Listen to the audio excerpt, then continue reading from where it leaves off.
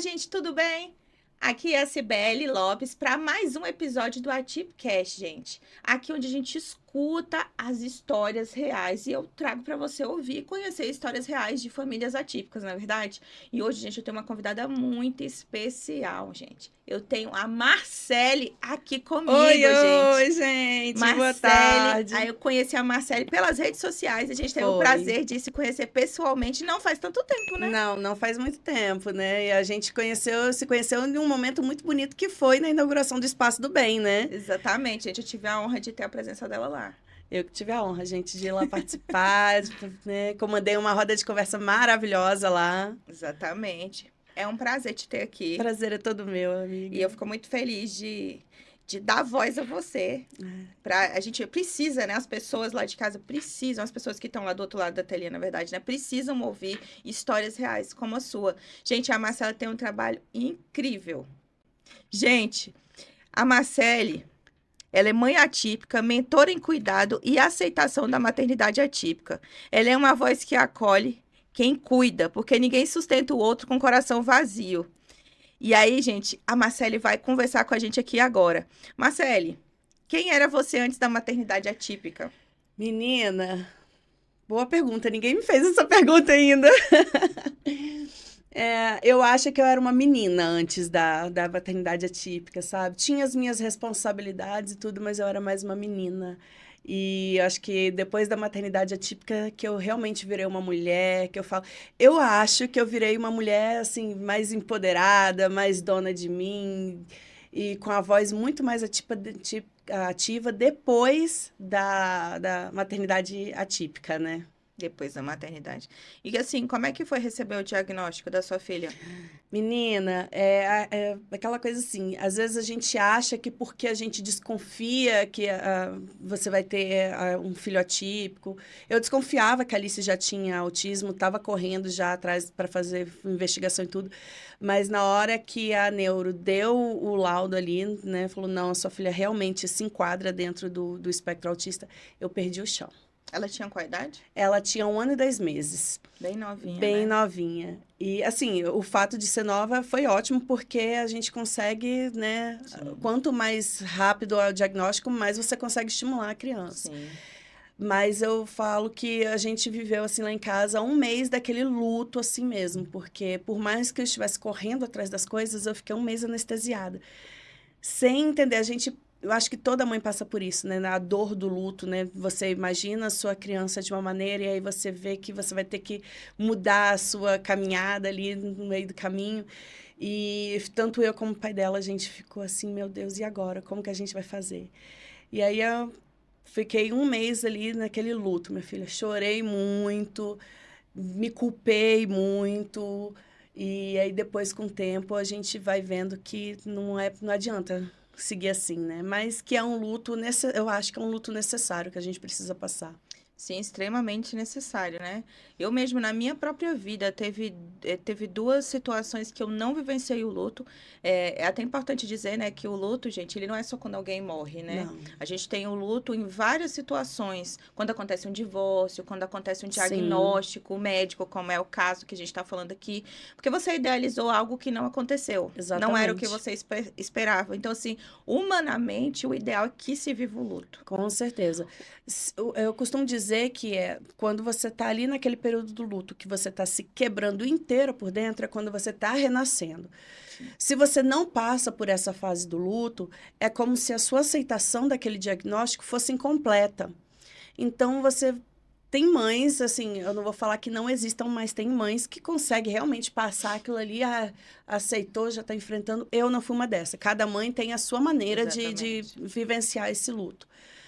Mas é muito importante as famílias saberem que é super normal a gente passar por esse luto e ele é muito saudável. Ele faz com que a gente consiga, depois que a gente sai dele, seguir ali por uma jornada com a cabeça erguida, forte e firme. Teve algum momento que você teve vergonha, assim? de falar para as pessoas. Eu não digo nem vergonha. Alguns casos, já ouvi muitas mães atípicas falarem que tinha Sim. vergonha. Outras eu já ouvi dizer que tinha medo do filho ser julgado ou de ser julgado. Você teve esse problema também? Não, eu não tive. Eu, desde o início, eu falava, não, é porque minha filha é autista, sempre, entendeu? E assim, o que acontece, que eu acredito que acontece muito, é o seguinte. Quando eu descobri que a Alice era autista, o que é que eu fiz? Eu passei pelo meu luto e falei, bom, eu tenho 2 caminhos a seguir. Ou eu vivo esse luto pro resto da vida, vou viver infeliz, depressiva e triste, ou eu aceito isso e vou me empoderar em cima disso. O que eu quero dizer com esse empoderar? Eu comecei a estudar. Então, eu estudei tudo que eu podia sobre autismo, fiz cursos, estudei bastante mesmo sobre o assunto. E até hoje eu estudo. Porque quando você conhece o assunto, você acaba desmistificando vários elementos que a sociedade joga ali no ar, Exatamente, entendeu? gente. Então, tipo assim, você tem medo e tem vergonha daquilo que você não conhece. Exatamente. Se você estuda, se você procura entender o que é o autismo, você não tem por que ter medo, você não tem por que ter vergonha. Então, eu acredito que hoje em dia, por mais que a gente fale muito mais do autismo, ainda se tem que falar muito, muito mais para que as mães possam entender que isso não é motivo de vergonha, não é motivo de culpa, não é motivo de medo. Pelo contrário, né? É uma nova caminhada, é uma nova jornada e que você tem que fazer de coração aberto. Exatamente. E assim, gente, se você tá passando por isso, você se sente assim, com medo do julgamento com seu filho, é bom você procurar trabalhar isso Sim, psicologicamente, porque tem até casos, gente, de algumas mães que eu já ouvi, Marcele, dizer que já proibiu o próprio filho de dizer que é autista. sim, existem Então, muitos. e aí o que que acontece numa situação dessa? Acaba que você, querendo ou não, eu sei que você não quer isso não é a sua intenção, mas querendo ou não, você vai piorar a situação do seu filho em relação ao assunto. Porque para ele está sendo uma coisa normal, está sendo uma coisa comum. A partir do momento que você passa a negar ali e falar assim, não, não pode falar que você é. Você está inserindo nele o seu preconceito e o seu medo. Você está aumentando o estigma, né? Que a sociedade já Exatamente. tem ali em cima da Exatamente. criança. Eu já vi casos também, Marcele, não sei se você já viu. Porque a Marcele, a gente também cria conteúdos nas redes sociais, né? Sim, Sobre maternidade atípica. Sigam ela, viu? pode seguir É, lá. tem muita mãe também que, às vezes, pega o diagnóstico do filho e guarda. Nem o filho sabe que é. Cresce, Sim, fica adulto e aí muitas coisas da vida não faz sentido, não se encaixa, tem um sentimento de inadequação o tempo sim. inteiro e não sabe. Aí vai descobrir depois que ele já tinha um diagnóstico que a mãe guardou. Não faz isso com seu filho. Não Não, faz por isso com seu favor, filho. gente. Eu falo que é uma crueldade fazer isso, né? É uma crueldade o pai não aceitar o diagnóstico e negar o filho ajuda, Sim. né? Porque não é não defeito. Sabe uma frase que eu li uma vez e que eu, assim, guardei para mim? O motivo de muitos pais negarem é que o filho é a extensão do ego. O seu filho é um ser humano, ele vai ser um cidadão que ele vai ser totalmente diferente de você. Ele não tem que ser a extensão do seu ego. Então, você não tem que colocar ele como um troféu. Eu não vou expor o meu filho porque ele veio com esse defeito. Não é um defeito. Gente, a gente falando assim pode ser, mas ninguém vai falar isso. Tem cada barbaridade que a gente escuta sobre o Sim. autismo, entendeu? Tanto que Muita não é à toa que o Brasil está liderando e está no ranking de desinformação, tá? desinformação. Sobre o autismo. E não é só desinformação, é sobre o que é o autismo, muita gente com preconceito. E isso está disseminando eu falo que uma rede de ódio, porque, Sim. gente, é cada comentário que você vê na internet que Não, que chega a ser absurdo, né? é. E ainda tem essa questão também de falarem tão mal do artista nível um, né? O nível leve. Exatamente. Ah, que não é nada. Aí, por exemplo, tem casos dos adultos, né? Que recebem o diagnóstico agora. Ah, que adianta saber do diagnóstico agora? Não mudou nada. Gente, muda muita coisa. Muda.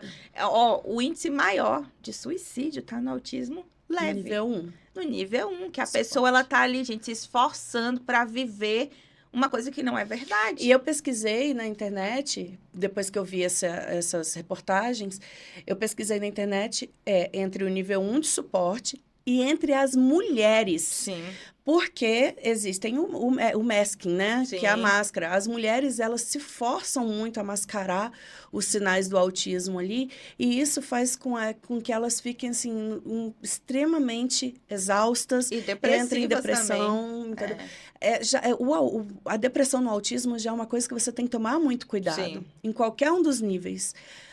Devido à ansiedade, entendeu? Agora, você imagina uma criança nível 1 vai crescendo, ela tem sim a dificuldade. Se é nível 1 de suporte, se ela precisa de suporte, é porque algo ali não está funcionando. Então, ela precisa sim de ajuda, não é leve para ela aquilo ali. E hoje em dia as pessoas, infelizmente, têm essa coisa, nível 1 de suporte não dá nada, não, entendeu? Mal sabe. Vai viver com um levinho para você ver, com autismo não levinho. É nada leve, não. Autismo, independente do grau, é autismo, não é leve. Ainda tem um detalhe, gente, o grau não é fixo. Não. Por isso que nunca tem fim as terapias, né? Exatamente. E as pessoas não entendem isso. As terapias não têm fim por causa disso. Não é fixo. Vai um nível moderado parar de fazer terapia para ver. Vai ficar no... Vai lá pro severo. E assim vai. O que eu falo? Assim, o nível do autismo, ele anda. Ele vai ficar flutuando ali dentro. Se a pessoa é nível 2 de suporte e fizer uma terapia adequada, tudo certinho ali, tomar os medicamentos, que é outro tabu de você fala, né? Aí, tipo... Se ela tá fazendo tudo certinho, ela pode sim se tornar um autista nível 1. Mas então vai ser mais leve para ela. Ela vai conseguir viver menos exausta do que ela vivia no suporte 2. Agora, se ele tá ali no 2 e não se cuidar, ele vai pro severo, vai pro 3 e a vida dele vai ficar muito mais difícil. A qualidade de vida fica praticamente nula ali, né? Então, a pessoa precisa de ter entender que esses graus aí é simplesmente para demonstrar que a pessoa precisa de um suporte ali, mas autismo é autismo em qualquer um dos graus. Sim, né? É verdade. E vem cá, me conta. Quando que foi o ponto de virada aí que te levou a transformar tudo isso em uma missão? Menina, a Alice está com 3 anos e 9 meses. Antes da Alice, eu tinha engravidado e perdi o bebê. E essa perca para mim foi muito traumática. E demorou um pouco para me engravidar da Alice de novo. Quando eu engravidei da Alice, foi época de pandemia, aquela coisa de gente dentro de casa. E aí eu já estava fazendo tratamento para depressão. E aí, mesmo na gravidez, eu muito feliz porque eu estava grávida, a depressão me pegou mais forte. E a gravidez da Alice foi de alto risco, eu tive pressão alta, pré-eclâmpsia, eu tive diabetes gestacional, tomei insulina a gravidez inteira. E aí a Alice nasceu. E quando a Alice nasceu, veio já, com 4 meses eu já comecei a perceber ali os sinais do autismo. Até então não sabia que era autismo. Ela nasceu a termo? Não, ela nasceu... A termo é o do tempo normal. Nasceu, perdão. Ela nasceu com 38 semanas. E aí, ela pegou... Com 4 meses, já percebi que tinha alguma coisa ali nela que não estava... O padrão de desenvolvimento com as outras crianças, quando eu reparava, não era o mesmo, né? Era diferente. Ela não olhava nos meus olhos, ela não balbuciava, aí foi crescendo, ela ficava muito se balançando, tinha estereotipias... E ela não tinha expressão facial, gente. A Alice era apática. Você olhava para Alice, você não sabia se ela estava feliz, se ela estava triste, o que ela tinha. E aí foi aquela luta até vir o diagnóstico. Quando veio o diagnóstico, eu passei por esse processo de luto e por aquele processo de falar, meu Deus, minha filha é autista. Tá, mas e agora? O que eu vou fazer? Eu sabia que ela tinha que fazer as terapias e tudo que a médica tinha passado, mas como todo bom brasileiro, quando aquela situação não chega na sua casa, você não estuda, você não procura se informar sobre aquilo. E eu, por mais que na minha família já tivesse caso, na família do Leandro também, eu nunca parei para estudar sobre autismo. E aí eu falei assim, eu conversei com meu marido e falei assim, agora vou procurar as terapias para Alice, vou procurar tudo que tem no plano e tudo, e vou colocar ela. Aí coloquei, aí eu comecei a ter muitas dificuldades, porque as terapeutas vinham conversar comigo e eu não entendia nada do que elas estavam falando. Sua filha é isso. Tá, mas o que é isso? Entendeu? Até próprios termos mesmo, sua filha tem muita rigidez cognitiva e tudo. Eu falava, meu Deus do céu. Tá, e o que é isso? E o que é isso? Como que eu faço? E aí, o que eu fiz? Eu comecei a estudar para eu poder entender e poder acompanhar a minha filha. Né? Então, eu estudei, eu fiz curso e outra. a Alice fazia as terapias lá no consultório e tudo. E quando chegava em casa, como que eu ia agir? Eu precisava aprender a estimular ela em E ainda casa. tem esse detalhe, a terapia em casa, gente, ela vale muito Muito mais do que lá mais. no consultório. Exatamente. Porque ela fica mais, a criança fica mais horas em casa, né? Fica. E é aquela coisa, é como eu já vi muita gente falar, quem salva autista é pai e mãe. Sim. Entendeu? Então, você tem que estar ali estimulando o seu filho o tempo inteiro. Ah, mas ele fica cansado. Gente, na idade dela, com 3 anos, aquela menina tem tanta energia que pelo menos a gente usa para estimular ela. Sim. E aí eu comecei a estudar. Comecei a estudar. Só que no meio desse estudo todo, eu tava com depressão. E aí eu fui me anulando. E aí eu comecei a perceber que eu saía de casa com a roupa que eu tava, de chinelo, ia para as terapias, voltava, não queria falar com ninguém, não queria ver ninguém. E aí passei durante um tempo muito ruim, até, mesmo com a minha terapeuta falando, não, acorda de manhã, passa um batom, faz alguma coisa para você se sentir melhor. Só que tem horas que a gente tá no fundo do poço. Sim. Entendeu? E eu fazia de tudo pela Alice, que eu queria o melhor para ela, só que eu esqueci completamente de mim. E aí, quando eu me dei por mim, eu falei, meu Deus. E foi assim, sabe, uma virada. Na realidade, foi um filme que eu vi, que eu não lembro o nome dele agora, gente. Que era de uma mãe que estava em depressão e tudo.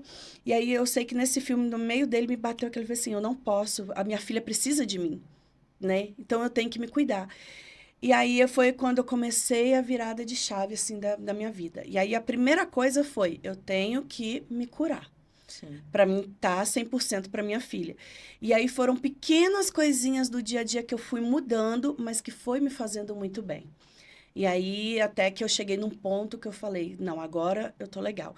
Voltei a usar um salto, a me arrumar, entendeu? Que faz parte, Que né, do faz bem-estar parte. feminino. Exatamente, faz Se parte cuidar. do autocuidado. Do autocuidado. E aí, aí eu comecei a conversar com meu marido. E aí eu comecei a postar na internet coisas da Alice e sobre o autismo, porque eu pensei, se eu passei por isso, outras mães também estão passando. E comecei a postar ali. Aí o meu esposo me falou assim, Marcelo, então você tem que fazer disso uma profissão para poder te ajudar, né? E tudo mais. E aí eu fui. E aí eu comecei a estudar e postar as coisas, estudar e começar a postar, e foi indo, foi indo. E aí eu comecei a ver que, por mais que eu falasse do autismo, eu tinha que falar diretamente com as mães. Sim. Porque eu comecei a estudar e comecei a ver o índice de mães com depressão, de suicídio materno. Sim. Que não é divulgado, que né? não é divulgado. E aí eu falei, gente, não, a gente tem que ver isso. E aí, junto com a minha psicóloga, com a minha psiquiatra, que vamos quebrar esse tabu, a gente precisa de um remedinho, às vezes, para acalmar a mente da gente. E aí eu comecei a ver que eu precisava falar direto com as mães e mostrar, porque eu comecei a entender nesse período que o autocuidado, ele não é só você ir lá e se arrumar. Isso aí é o seu exterior, mas a primeira coisa do autocuidado é o seu interior. Você beber 2 litros de água por dia, você se alimentar de forma saudável, você fazer uma caminhada, você tirar um tempo para deixar a casa toda bagunçada e falar, eu preciso deitar e ver um filme, comer uma pipoca.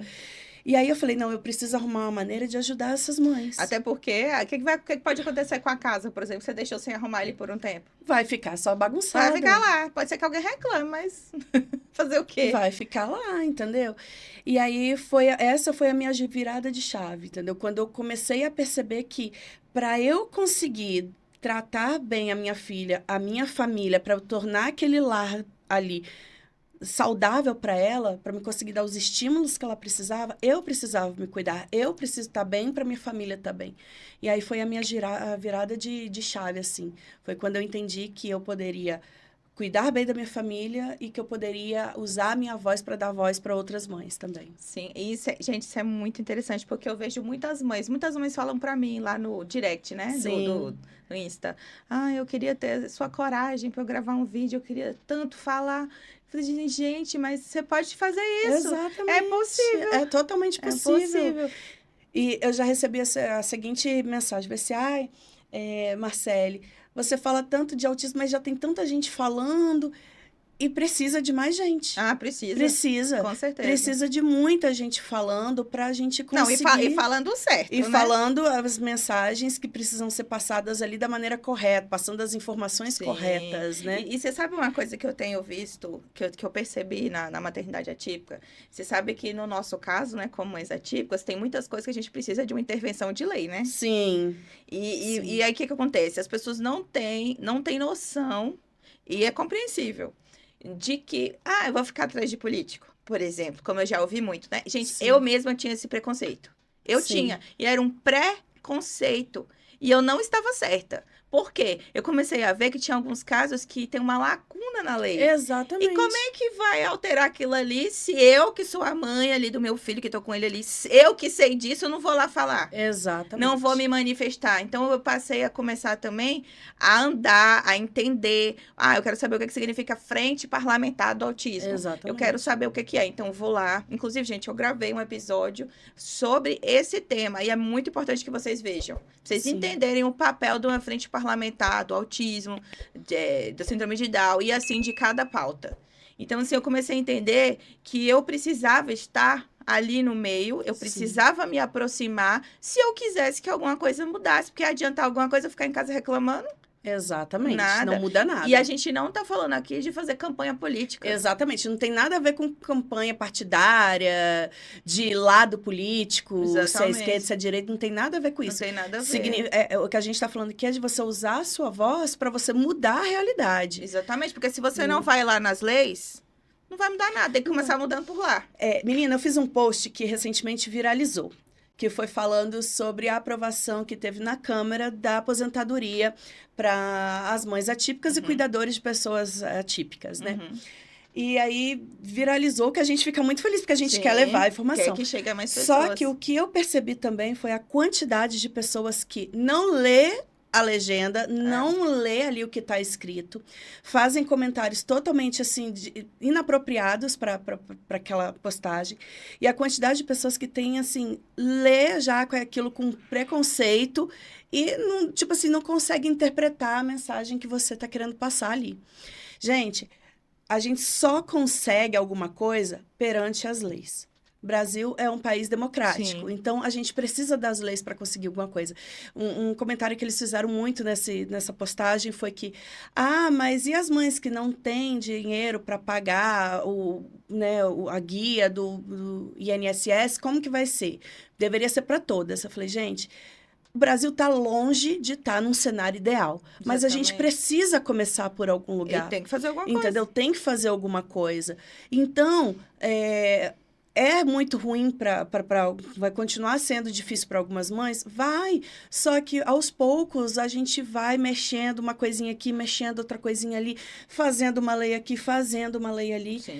E, para isso, as mães atípicas precisam levantar a voz. Exatamente. Porque se vocês não falarem, se a gente não falar, nada vai mudar. Exatamente. Uma coisa também importante para falar sobre a questão política. A gente também nesses momentos, tem que ver quem é que está fazendo algo pela causa. Exatamente. Porque, às vezes, a gente vê muitas situações que se aproveitam, né? Sim. Se aproveitam. E aí, muitas vezes, aquela pessoa que realmente faz alguma coisa, as pessoas não percebem. Não percebem. Não percebem. Eu falo que quando você quer usar a sua voz, igual a gente que está na internet dando a cara a tapa ali para essa causa, você não consegue alguma coisa sem uma ajuda política. Exatamente.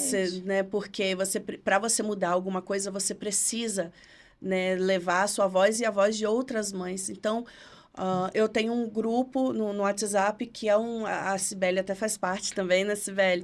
Que é a Jornada da Maternidade Atípica, onde as mães podem conversar ali, livremente, livre de julgamentos, de qualquer coisa. Eu tô com dúvida disso, como que eu faço? Ali é um espaço aberto para elas serem elas sem pudor ali, né? E eu vejo ali todas as dores dela. Elas, muitas ali, não estão com a cara da internet, não vão dar a cara da internet.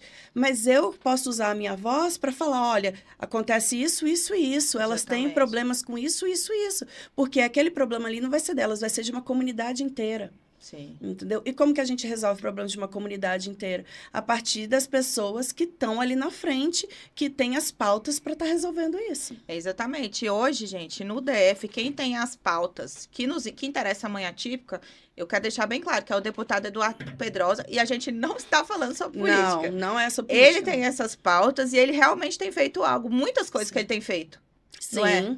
Então, assim, isso não é nenhuma questão de estar aqui favorecendo, né? Que pode ser que vocês comentem aí abaixo. Ah, tá favorecendo o deputado Eduardo. Gente, não, gente. São as pautas dele. E ele realmente faz muita coisa mesmo. E ele tá ouvindo, né? Tá até fazendo, tá tendo umas rodas de conversa nas cidades. Exatamente. Onde ele está ouvindo as famílias. E, assim, é muito importante aproveitar esses momentos para estar presente. Para falar. Para falar, exatamente, porque muitas vezes o que você precisa que seja visto, você pode falar numa roda dessa. Exatamente. E não só, eu falo que essas rodas de conversa, gente, não é só para você falar com o deputado, para passar, não. É para você estar perto de outras mães. Eu falo que tem muita mãe, como eu mesmo, não tenho rede de apoio aqui em Brasília. É eu, meu esposo e a minha filha. Então, qual é a minha rede de apoio? São as terapias da Alice, porque lá tem várias mães. Então, gente, quantas vezes já cheguei lá nas terapias da Alice? Mal, precisando falar. Aí tá aquele monte de mãe lá conversando, falo, gente, eu preciso conversar. Junta, faz uma roda e a gente fica ali conversando. Exatamente. E, às vezes, o simples fato da gente falar... Por isso que rede de apoio, gente, são as terapias, são os especialistas que atendem seu filho. É uma roda de conversa de uma frente parlamentar, é uma amiga... Rede de apoio não é só a família, né? A gente precisa desmistificar essa rede de apoio também. E a escola. Enfim. Então, a gente precisa muito desmistificar isso. E aí, Marcele, o que você tem a dizer para uma mãe que ainda está na fase da revolta, da culpa ou do medo, e que ela se anulou completamente? Vai passar. Vai passar. O luto, ele tem vários estágios, né? Sim. E o estágio da culpa, o estágio do medo, da revolta, é totalmente compreensível dentro desse estágio de luto. Se você está sentindo isso, você ainda está no estágio de luto, né? Então, isso com o tempo vai passando. E outra coisa, não adianta a gente brigar com o autismo, não adianta a gente brigar com o diagnóstico. O diagnóstico, ele não é o fim de nada. O diagnóstico, ele é a porta que vai se abrir para você conseguir uma nova jornada, né? Uma nova empreitada. Você vai, sim, ter que acertar aí, né? os seus caminhos, porque muda completamente a vida da gente. Né? É cansativo? É exaustivo. Vai ter dias que a gente quer ficar chorando debaixo do chuveiro, não quer levantar da cama. E isso vai ser para todas. Isso existe sim. Mas se você escolher viver nessa raiva, nesse luto, você vai se anular, você vai entrar numa depressão e você vai negar ao seu filho, igual a gente estava falando, o momento dele crescer, dele fazer as estimulações, sabe? Exatamente. Enquanto a gente não aceita, a gente não passa aceitação para os nossos filhos. Então, a gente precisa entender que existe sim esse período, é normal, mas que ele vai passar e que a gente precisa trabalhar o nosso psicológico ali, né? Eu falo que uma coisa que toda mãe atípica deveria estudar é sobre inteligência emocional. Sim, com certeza. Né? Toda mãe atípica precisa. Eu mesma costumo dizer, né, que, por exemplo, com meu filho Benjamin, eu tive que aprender muitas vezes, porque ele também tem TOD, né? Sim. Muitas vezes, assim, quando eu era mais novo, eu tive que aprender a ficar, assim, estática. No momento, não expressar nenhuma reação, porque senão piora a situação. Piora a situação dele. Então, assim, eu tive que aprender a me controlar, porque muitas vezes no começo, Marcelo, eu chorava, porque eu não sabia o que fazer. Então, eu abria a boca chorando. Gente, aí você imagina, a criança tá ali naquela situação de crise. Ela vê você, que é o adulto, chorando. Como é que fica na cabecinha da criança? Exatamente. A gente sentia até desprotegido, né? Então, assim, no começo eu chorava, Marcelo. Chorava porque eu não sabia o que fazer. E ainda tinha a questão da outra irmã gêmea, do mesmo tamanho, não entendia, então ela, imagina o que passava na cabecinha dela, vendo a cena, ele fez isso, a minha mãe tá chorando, então eu vou brigar com ele, né?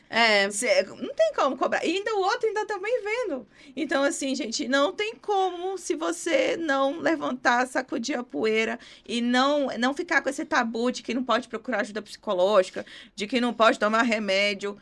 Passa por cima disso. Precisa, gente, precisa. Eu falo que se todo mundo no mundo fizesse análise, tivesse ali seu terapeuta, o mundo seria um lugar muito melhor. Sim. Porque a gente precisa, principalmente mãe todo atípica. mundo, né, precisa. São duas coisas, Marcelo, que eu considero que todo mundo precisa. É de um terapeuta e de um coach. O coach foi muito banalizado aí nos últimos tempos, gente, mas eu sou uma fã do coach. Eu sou, sabe por quê? As pessoas não entendem, mas o coach, ele te ajuda a ver ali como que você chega lá, onde você está querendo. Ele te possibilita. Ele consegue te mostrar o caminho que você tem que trilhar para você chegar. Porque com clareza, exatamente. Porque às vezes você tem que sair do ponto A para ir para o ponto B, tá, mas como que eu vou chegar até o ponto B? Exatamente. É esse caminho que você precisa, né? Eu falo que é por isso que as mães atípicas precisam, sim, levantar a voz e falar, explicar, falar das suas histórias. Por quê? Às vezes uma coisa que aconteceu comigo, que eu já passei, que eu já superei, eu posso ajudar uma outra pessoa a estar passando pelo mesmo caminho ali, sem sofrer tantos danos quanto eu sofri. Sim. Né? Então, eu também gosto muito desse trabalho de coach aí. Sim. E assim, eu acho importante também dizer que volta e meia eu escuto alguma mãe atípica falar assim, mas eu não tenho dinheiro para fazer curso. Gente, hoje em dia tem muito material bom disponível na internet. Só tem que tomar cuidado. Tá com dúvida? Você pode me mandar lá no direct e pedir indicação, pode pedir indicação para a Marcele também, que a gente indica. Porque tem excelentes profissionais, tem alguns, gente, que tem curso gratuito no YouTube. Eu sempre indico a doutora Maíra Gaiato. Sim. Não sei se... Sempre. O canal do YouTube daquela mulher é, assim, um curso... Exatamente. De graça. Doutor Tiago Castro também, entendeu? Eu já fiz parte da comunidade, já comprei livro para ler e tudo. Tanto que, esses dias atrás, uma mãe me mandou uma mensagem falando assim, eu tô vendo que a sua filhinha tá soltando algumas palavras, o meu menino tem 4 anos e não consegue falar, tá fazendo fono e tudo. Você consegue me ajudar e tudo? Aí eu peguei e falei com ela, a doutora Maíra Gaia tem um livro que se fala, que o título dele é Me Ajuda a Falar? Gente, aquele livro é uma aula, porque ele te ensina a sentar no chão e aplicar técnicas de consultório mesmo. E são coisas simples, não são coisas simples que toda mãe pode fazer. E é igual você falou, na internet tem muitas coisas. Então, por isso que eu falo, mãe atípica tem que se empoderar de conhecimento. Exatamente. Entendeu? Ela tem que buscar conhecimento, porque... E aí tem muitas, assim, às vezes eu recebo algumas críticas que falam, mas é porque às vezes não dá, a mãe está em depressão, não consegue fazer isso. Por isso que eu tô falando. Se a mãe tá mal, não consegue fazer isso, primeiramente ela vai ter que cuidar dela. Exatamente. Porque se ela não cuidar dela, ela não consegue cuidar do filho. Entendeu? E depois que você cuidar de você, estude. Entendeu? Estude para você colocar tudo em prática com o seu filho. Gente, tudo que eu vejo que dá para me colocar em prática com a Alice em casa, eu coloco. E deixa eu te perguntar uma coisa. Para você, o que é autocuidado na prática da mãe atípica? Então, esse é um ponto que eu sempre toco, né, nas minhas redes sociais e falei que eu quero sempre levar isso. O autocuidado, ele está muito enraizado na parte física, na parte externa da pessoa. Toda vez que você fala com uma pessoa, você precisa de autocuidado, você precisa se cuidar, a pessoa acha que a gente está falando de você se arrumar, de você passar uma maquiagem, de você colocar uma roupa bonita. Isso faz parte? Faz. Só que o seu exterior, ele vai refletir o que está no seu interior. Exatamente. Se o interior não está bom... Se o interior não está todo bagunçado, não tem como. Você quer saber se uma mãe, se uma pessoa está bem mentalmente? Você olha a unha, entendeu? Você olha a casa. Eu não estou falando você olhar para você julgar. Porque o seu exterior, ele vai refletir como que você está na cabeça. Exatamente. Então, tipo assim, não tem como. Muita gente conhece a pirâmide de Maslow, né? Sim. Para você conseguir, eu falo, uma jornada mais leve, que é isso que eu falo, eu até te mandei, né? Eu escrevi um livro a respeito disso. Para você conseguir essa jornada mais leve, o ponto principal é o autocuidado. Porque, igual a gente falou, se você não tá bem, nada fica bem. Então, você tem que começar a cuidar de você de dentro para fora. As suas necessidades básicas estão sendo atendidas, entendeu? Você tá com suas vitaminas em dia, você tá com seus exames em dia, você tá se alimentando bem, você tá fazendo uma atividade física. A partir do momento que você consegue ali satisfazer suas necessidades básicas, você vai vendo que os outros degraus da pirâmide, eles vão acontecendo mais naturalmente e com mais facilidade. Não, e tem uma coisa muito importante nesse ponto aí. Muitas vezes a mãe e o pai, aí não tô falando só de atípicos, tá? Tô falando qualquer mãe, qualquer pai. Às vezes ele quer cobrar do filho aquilo que ele não faz. Exatamente. Então, assim, como que eu vou falar que meu filho, por exemplo, tem seletividade alimentar, se ele vê que eu não como algumas coisas e eu quero que ele coma? Exatamente. Não, mas ele tem seletividade alimentar. Mas, poxa, você já pensou essa terapia dele saber e ver que você come aquilo? Que às vezes você quer que ele coma algo verde que você não come. Exatamente. Então, assim, olha só a terapia. É uma terapia Exatamente. natural que você só vai dar o exemplo, né?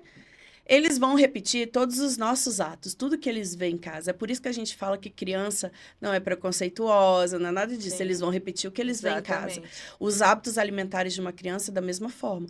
E outra coisa, tem vários estudos que mostram que a criança típica, ela já não tem por si só aquele hábito do autocuidado ali.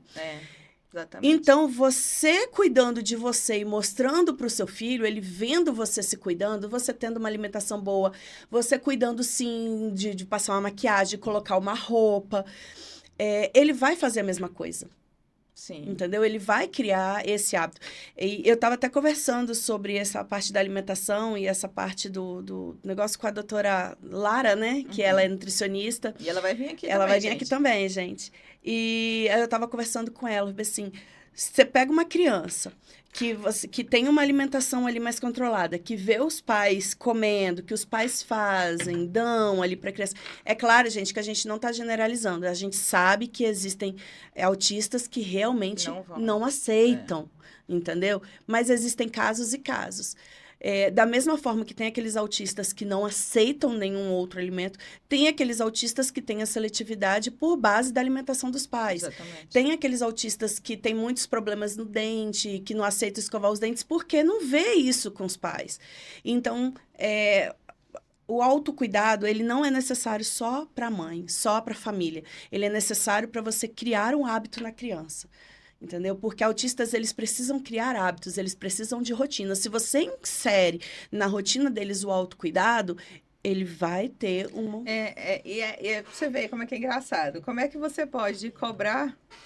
Né? Igual lá em casa, por exemplo, eu tenho outros filhos, né? Como é que eu vou cobrar... Eu tenho um filho que tá com 12 anos, vai fazer 13. Sim. Ele já é um adolescente, sabe? Eu não posso nem falar que é criança, porque é um problema, que ele é adolescente. Então, assim, como é que eu vou cobrar do meu filho as leituras de livros, que eu quero que ele saia do celular, se ele só me vê no celular? Exatamente. Gente, não adianta, eles não vão interpretar que você está trabalhando no celular às vezes. Não, eles não vão sabem. olhar e vão achar que você está fazendo sempre a mesma coisa. Então, assim, é importante também entender que tem hora que a gente tem que desconectar, tirar o celular. Tem. Tirar... Desligar tudo e sentar no chão. O chão é muito importante. Não, eu falo que o que faz a criança autista se desenvolver em casa é o chão. Você precisa deixar a criança no chão. Eu até brinco com a minha irmã, porque a Alice, há algum tempo atrás, ela não estava conseguindo comer sozinha. E aí a terapeuta dela, né, falou bem assim, Marcele, em casa você vai deixar, coloca um pano, deixa ela fazer bagunça, mas deixa ela pegar com a mão, com a colher. Ela precisa ter esse movimento e tudo mais. E aí um dia eu liguei para minha irmã e ela falou que se fosse ela ia infartar. A Alice toda suja de arroz e feijão, tinha arroz e feijão espalhado pela sala inteira, mas ela comeu o pratinho dela todinho. E aí eu ficado feliz da vida. Feliz da vida, entendeu? E aí eu falo assim, mas ela precisa disso. A gente tem que entender que quando a gente tem uma criança típica, e isso serve até para crianças típicas, neurotípicas também, todas, né? Exatamente. Que ela precisa ter essa autonomia. E essa autonomia ela vai criar com bagunça, com nojeirinhas que ela faz ali. É igual aquela história do parquinho e da areia. Exatamente. Da grama e tudo mais. a criança precisa ter, porque às vezes o que eu vejo, assim, né, trabalhando na internet, o que eu vejo que acontece muito, os pais, quando recebem o diagnóstico, colocam o filho dentro de uma bolha. Essa bolha não vai proteger o seu filho, pelo contrário, ela só vai deixar ele mais dependente de você. E o autista, ele não precisa ser totalmente dependente dos pais. Ele pode muito bem ter a sua independência, ele pode trabalhar. A gente tem tantos exemplos aí de autistas que trabalham. A própria Joyce que descobriu agora, Sim. né? Você vê o quanto ela é empoderada, e mesmo com toda a sensibilidade que ela tem e tudo. Então, tipo assim, você tem que dar autonomia para o seu filho. Sem autonomia, criança autista, eu acho que não desenvolve. Mas é verdade isso, gente. É verdade. Como é que você diria para uma mãe, como que poderia ensinar uma mãe a se priorizar sem sentir culpa? Primeiro, terapia. Primeiro, a terapia, gente, você precisa de uma terapia. E outra coisa, a gente tem que entender, e isso eu tô falando por uma experiência própria. Logo que a Alice nasceu, eu falo que a minha psicóloga falava comigo que eu não cortava o cordão umbilical com a Alice. Enquanto a criança tá ali amamentando em você e tudo, está dando de mamar, você tem uma conexão muito forte com a criança. E você acaba se desconectando de você. Só que você tem que entender que filho, dependente se ele é típico ou atípico, principalmente os atípicos que a gente quer proteger mais, eles precisam da individualidade deles. E você, para ensinar individualidade a eles, você precisa ter a sua individualidade. Então, você se priorizar, você se cuidar, você ter seus sonhos, você seguir um caminho que não seja ligado ali ao seu filho, não é um motivo para você ter culpa. Pelo contrário, é um motivo para você se alegrar, para você se olhar no espelho e falar: eu sou foda, entendeu? Eu consigo. Porque você só consegue fazer com que seu filho tenha essa individualização, tenha essa autonomia, tenha essa independência, se você mostrar a ele como que vai ser. E isso não é motivo para ter culpa. Isso é motivo de você se envaidecer mesmo, porque, nossa, eu consegui. A gente sabe que é muito difícil, a gente sabe que muitas vezes eles tomam a maior parte do nosso tempo. E eu falo isso de experiência própria, você também, né? A gente sabe que a minha rotina com a Alice é 80% da Alice, mas tem 20% que é minha. Então, nesses 20% que é sua, a sua rotina, as suas coisas, você tem que fazer valer a pena e você tem que entender que você precisa desses 20%. Você é uma pessoa separada ali do seu filho. Exatamente, né? Você não nasceu tendo um filho. Exatamente. Você era uma pessoa, você era alguém que a partir de determinado momento você passou a ser mãe, né? E aí, isso é muito importante, gente, porque não tem como... É praticamente sobreviver, né? Se você não tem essa parte da sua individualidade. Exatamente. Gente, é necessário. Eu vejo muitas mães, né? Tem muitas mães atípicas que gostam de yoga, de algumas práticas, assim, de meditação. Gente, é perfeito. É maravilhoso, gente. Você precisa ter um tempo. Porque a esse momento a pessoa está justamente conectada com ela mesma e com o ser superior, né? Exatamente. É igual eu falo assim, eu já recebi muitos relatos de mães, falam assim, nossa, eu não sei mais o que eu faço da vida, porque eu fico em casa com o menino o dia inteiro, o pai trabalha e tudo. Eu falei, e quando o pai chega, o que é que você faz? Aí tem que fazer janta, isso, aquilo, outro. Aí eu falo assim, uma ideia, a gente sabe que no final do dia a gente tá um caco, a gente nem eu consigo fazer isso sempre porque eu sei que eu vou chegar no final do dia cansado. Muita gente pergunta bem assim, Marcele, como que você dá conta de tudo? O que é que eu falo? Organização. Tente organizar o seu dia pensando no que você pode fazer para você também. Não só para a criança. Você tem que saber o que você vai fazer para você. Eu levo a Alice para as terapias e aí é longe da minha casa. Então, eu não venho embora, eu fico lá nas terapias. A Alice faz terapia de 8 ao meio-dia. O que eu faço nesse tempo? Eu também trabalho com outras coisas. Então, eu levo meu computador, deixo lá nas terapias e vou fazer uma caminhada. Entendeu? Antes, quando eu não estava indo fazer caminhada, o Leandro chegava, ficava em casa com a Alice, eu preparava a janta, as coisas mais cedo, ficava em casa e eu ia fazer uma caminhada.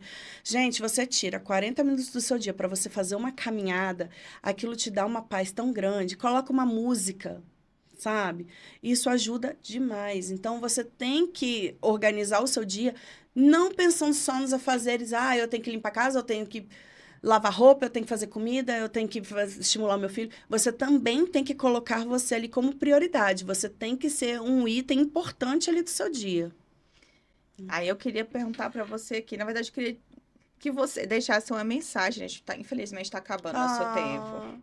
Queria que você deixasse uma mensagem para a mãe que está ouvindo esse episódio aqui e se sentindo esgotada. Ai, eu vou te falar que em vários momentos a gente se sente. Essa sensação de esgotamento, eu falo que ela é cíclica, né? Porque ela vai e volta, porque a nossa rotina ela é realmente muito desgastante. Só que a gente precisa procurar meios da gente conseguir se desvencilhar dessa dor, eu falo, né, do desgaste. A gente precisa pensar na gente. Eu tenho até um post no Instagram que eu falo que o que afunda uma mãe atípica não é o esgotamento, não é você estar ali com seu filho todo dia, é você deixar de sonhar. Entendeu? Então, você precisa pensar em você, você precisa de autocuidado, você precisa sonhar. E isso tudo faz com que esse cansaço mental, ele diminua um pouco. Quando você começa a fazer planos para você, quando você começa a estudar sobre assunto. Ninguém é feliz por completo. Isso aí a gente sabe que é um negócio. Mas você pode criar meios ali no seu dia a dia de você diminuir um pouco as suas tarefas, de você diminuir um pouco a sua pressão mental para que você consiga. E, gente, entre em grupos de conversa, entre em grupos de mães atípicas que façam pelas mesmas coisas que você. Converse nesses grupos, porque quando você conversa com outra mãe que tem a mesma realidade que a sua, você vai descarregando ali, você alivia muito os pensamentos. Então, entre em grupos e conversem. Exatamente, gente. Então, ó, se você assistiu, né, esse episódio aqui, você pensou aí de repente, nossa, mas eu não tenho como fazer terapia. Então, eu tô até com um projeto novo, gente, lá, vocês podem encontrar lá pelo meu Instagram, tá?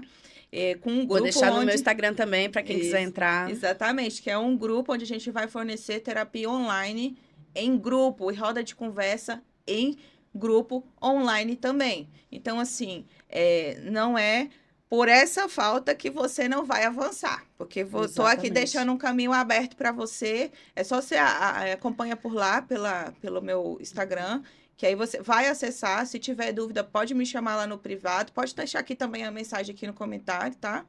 E é isso. E eu queria que você também lembrasse de acessar aqui, encaminhar para o máximo de mães que você puder, de mães atípicas, né? Porque, querendo ou não, a gente trouxe muita informação aqui, foi maravilhoso esse tempo aqui com a Marcele. Então, eu creio que veio muitas informações, muitos aprendizados para você. Então, não deixe esse conhecimento só para você. Então, compartilha com o máximo de famílias atípicas que você puder, com mães atípicas. Curta, dê o like, porque quando você dá o like aqui, gente, você está dizendo para o YouTube que esse conteúdo é importante, do que você só passar direto por ele. Então, assim, não deixa de ativar o sininho e dar o like. E ainda melhor, deixar o seu comentário, que eu quero interagir com você lá no comentário, tá bom? Então, deixem lá nos comentários. Eu vou praticar autocuidado. Exatamente. Vamos embora lá? Deixar aí? Então é isso, gente. Muito obrigada. E eu vejo vocês no próximo episódio. Tchau, gente. Tchau.